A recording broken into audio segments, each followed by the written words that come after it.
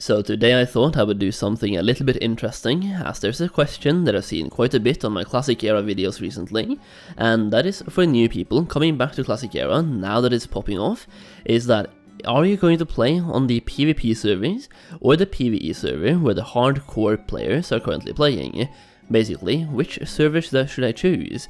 Well, today I wanted to help you guys figure out that question, and I wanted to do a comparison between the PvP clusters on Classic Era and also the hardcore server for Classic Era.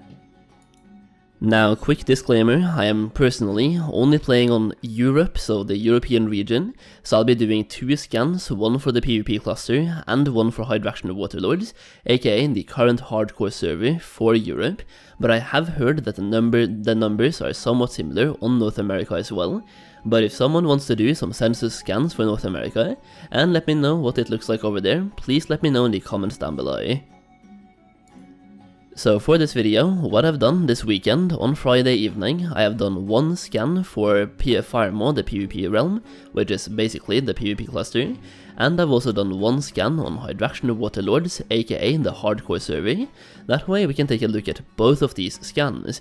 Now, both of these scans were done on Friday evening, or like the Friday afternoon basically, when people come home from work usually. So I started doing the scan on Firemo at 4 PM on Friday, so at that time, people are usually back from work. I think it was also a national holiday on Friday for a lot of people, so some people had time off work, and there was a lot of people playing, definitely. I even saw like a queue in Goldshire from a person handing out free bags, which was absolutely incredibly awesome to see, right? So I did both the scans between 4 PM and 9 PM on Friday, which basically creates a somewhat similar loop of when players are playing. Now there could definitely be more players playing at 9 PM than 4 PM, but unless I'm doing both accounts, like I'm playing 2 accounts, unless I'm playing 2 accounts and doing both scans at the exact same time, it's a little bit difficult to make this perfect, right? And the idea of this video is not even to try to picture a perfect image, it's to give you guys an idea of the population on both clusters. So let's talk about this. Let's start this off with the Firemo cluster, which actually surprised me quite a bit. Now for both these scans you can also take a look at the total characters scanned, and right under there it says consecutive censuses. This means that I've only done 1 consecutive census, so there's been 1 census scan. I made sure to purge all my data before these scans, so these scans took 1 scan, and it's basically all the players currently playing at the time of this scan. You can also see in the top right corner the time is currently 4:12, so this scan was taken between 4 and 4:12. I think I started it a little bit before 4 PM as well, like 15 minutes before 4, but the scan itself finished at 12 minutes past 4. So on Firemo, the PvP cluster, you can see a total character number of 4,502 players. That means that there were 4,502 players currently playing at the time that I did this scan, and unless someone was on a level 60 when I was scanning level 60s, and then logged on to a level 1 when I was scanning level 1s, this is going to be a very perfect image of how many players actually were playing at the time of the scan. The scan itself takes about 20 minutes, so unless people are jumping back and forth in those 10 minutes and hitting that scan perfectly, it is very difficult to get counted twice. So 4,500 players only playing on Firemo or the PvP clusters, and also only playing on 1 faction. This scan right here only scans your current factions. This means there's 4.5k players currently playing on the Alliance faction on the PvP cluster, which is a lot more than I thought it was. And I actually did a similar scan just like this 3 weeks ago, and it showed just about 1,000 players. So now we have way more, and to be honest, I have noticed this. There's been quite a surge of players coming back to Classic Era the last few weeks, and even coming back to PvP clusters. It's not just hardcore doing this, it's a literal comeback of Vanilla WoW. Now, one of the things I want to point you guys towards here is that you can see there's a bunch of level 60s on this scan, and this is going to be one of the major differences between the PvP cluster and the PvE cluster. So speaking of that, let's pull up my results for the PvE cluster as well, or basically my scan for the Hydraction Waterlords server on EU as well. So over here I did a similar scan, and right now you can see at the top right corner it's currently 908, and we also have consecutive census. You can see right there, basically I haven't done any other census scans than one, and over here you can see right now 4,200 players currently playing as well. Right here you can see that there's less level 60s overall, like there's way less level 60s actually, especially in percentage, and you can see a bunch of people are actually leveling. Now if I push this one a little bit to the side and put them up side by side, now you can see both what Hydraction Waterlords and also Farmo looks like, just to give you guys like a side by side picture or a side by side comparison. This way you can see exactly what both graphs look like. Now what I'll say is that both servers have over 4,000 players, close to 4.5 on both actually, with Hydraction Waterlord sitting on 4.2 and Farmo sitting at exactly 4.5. That is incredible numbers, and once again it's only for Alliance, and I'm sure Horde is also very close. I think it's about 60-40 for both servers. If I'm not mistaken, I haven't done any like faction checks for any of the servers, but let's just go with 60-40.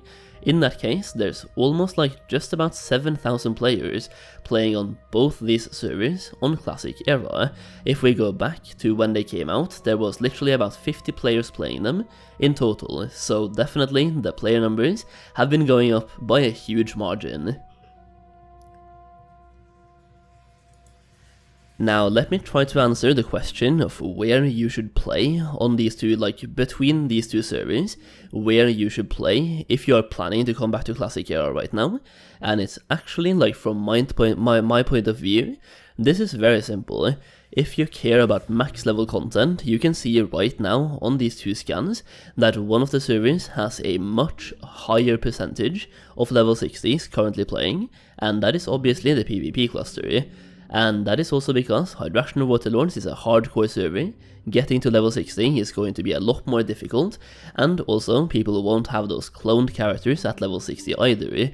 Now Farmo will have a lot more cloned characters at level 60, you will see a bunch of people that are completely geared out from Noxramas, but if you want level 60 content, I personally just think Farmo is the place to be.